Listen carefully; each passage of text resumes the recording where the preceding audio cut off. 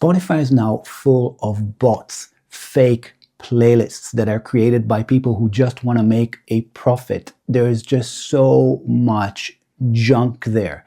It turned from a great place to discover new music to a big platform that allows scammers to operate, and it's only getting worse.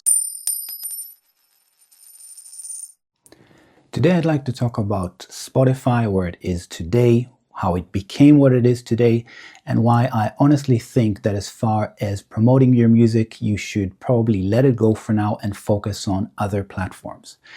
This video is a result of 3 years of research that I've covered in many of my previous videos. So if you haven't watched any of these videos by now, that's actually a good thing, because I'm actually going to summarize everything I've learned and actually give you my final conclusion from everything I've learned before. But before I go into it, I'm not a YouTuber. I don't have too much time to make YouTube videos. So if you find this useful, please like the video, and a subscribe to the channel would be highly appreciated. So with that out of the way, let's dig in. 3 years ago, I didn't know anything about music promotion. I was just a music producer and mixing engineer.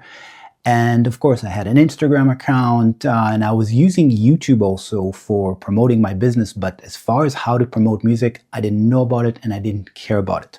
The story starts like this. I was working with an artist for a long time. For a couple of years, I was doing productions for him regularly. And he was working with a Spotify promotion company.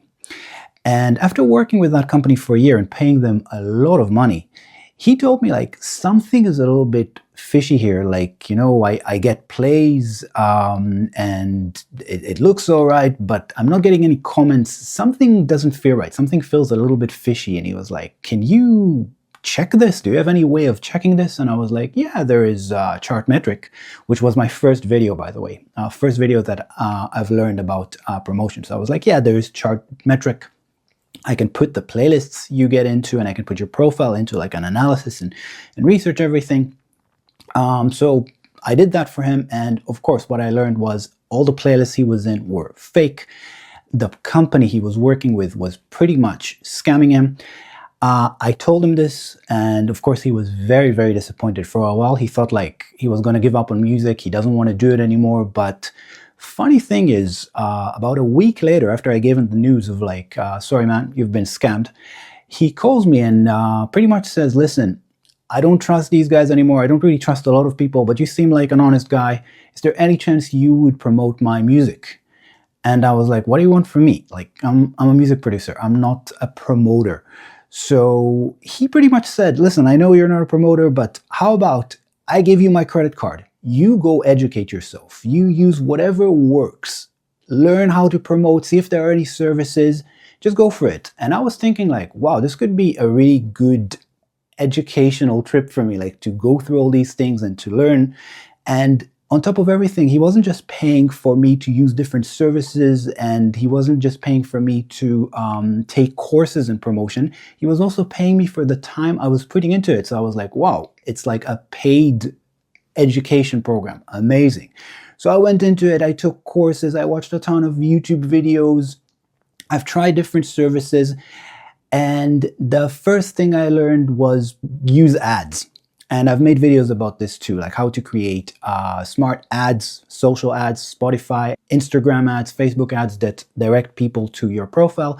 But it turned out to be very, very expensive. It works. Don't get me wrong. It works. But I do think that the investment you put into these ads is higher than what you get back on royalties. So that was one thing. We also focused on getting into playlists. In the beginning, we tried different services like SubmitHub. We put a lot of money into that. And then I realized also SubmitHub was total nonsense, made a video about that too. And just when I was thinking like, all right, how do you break into playlists? I found something that worked. That was Playlist Supply. And before you go into Playlist Supply and submit your music there, don't. I was going to make a video about Playlist Supply telling you, hey, I figured something out. I'm getting into playlist. I got this guy into a lot of playlists. Some of them had like 10,000 followers. But in the end, I got into all these playlists. No change in plays. It was ridiculous. We found a way to get into playlists. Everything's good. How am I not getting any plays? And that was the moment when I identified three main problems. So let me walk you through the three main problems I identified, and if there is any hole in my logic at any point, please let me know if there is anything I am missing. So the first thing I realized is Spotify is not what it used to be. It used to be a place, as far as I remember, like I would just play a couple of songs that I like and the algorithm would recommend me all kinds of new and fun music that I've never heard about before, and I would be like, wow, this music is kick-ass. I'm so happy it recommends it. This was like, I'm talking about like 10 years ago or even more. But things have really, really changed. Spotify is now full of bots, fake playlists that are created by people who just want to make a profit. There is just so much junk there. It turned from a great place to discover new music to a big platform that allows scammers to operate, and it's only getting worse. As I said about the artist I was working with, he was a victim of a Spotify promotion company that was like, give us money and we'll give you plays, and in the end it's all fake. Even if you got into a playlist that is decent, there is a second problem. So the first problem is Spotify is turned rotten as far as the amount of scammers and bots that are operating there. But the second thing is like, okay, you got into a good playlist. And this is what happened to me on Playlist Supply. So I got into a decent playlist and still not getting plays. And the second problem is that Spotify playlists, the ones that you can submit to via Submit Hub or Playlist Supply or Groover or whatever that's called, they're too long. They have too many songs. And this was like a second moment where the coin flipped for me. I made a playlist for my girlfriend, which is like a dance hall reggae playlist, and it has 50 songs in it. Now, last December, we were traveling a lot in the car. Like some days we were driving 6 to 7 hours, and we were listening to that playlist. And of course, every now and then we stopped. It's not like we drove 6 hours straight. But I did notice that it took a long time to get to the end of the playlist, and that playlist only had 50 songs.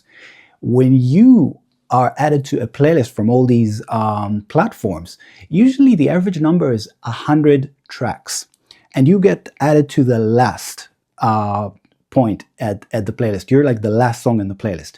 Now, 100 is even considered good. I've seen playlists with 300, 400, or even 1,000 tracks. So even if it's a real playlist and it's not full of bots, the chances are that you're going to get plays out of these very, very long playlists are very, very low, because you're buried in the end, and by the time you get to the top, you might be there for a day or two before the curator deletes your track from the playlist. So that's second problem. The third problem, and probably the main problem why I think you should leave Spotify, is about human attention. It's no news to you that the average attention span of most people has been declining in recent years. People cannot stay focused on anything. And if you can stay focused, consider yourself lucky. But most people really cannot stay focused.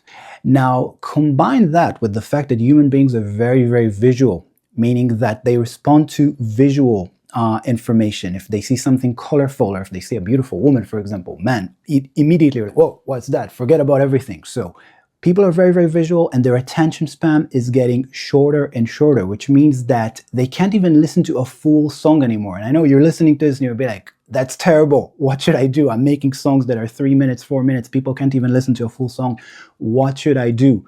I'm just trying to tell you, people now can only focus on very short content, and ideally it should be visual. And the third problem is Spotify is neither a short content platform, nor is it visual. It's a music platform. You play and you forget about it. It's not something that's in your face. Which brings me to, what should you do then? So now that I went through all the different stages of why I think you should let go of Spotify, I'm pretty sure that some of you are already aware of where I'm going with this.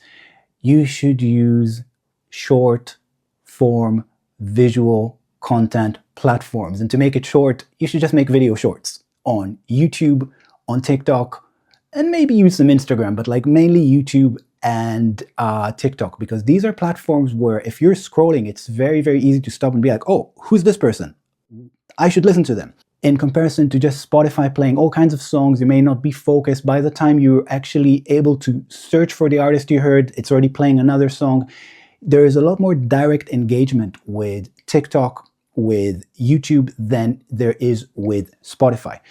And I know that many of you are thinking like, I hate this. I don't want to do video shorts. Video shorts is stupid. I don't want to sell myself. And I'm not telling you what to do. If you're here, it's because you want to know how to promote your music. And I'm just telling you from everything I've learned from 3 years of research, this is what it is. There's no other way around it.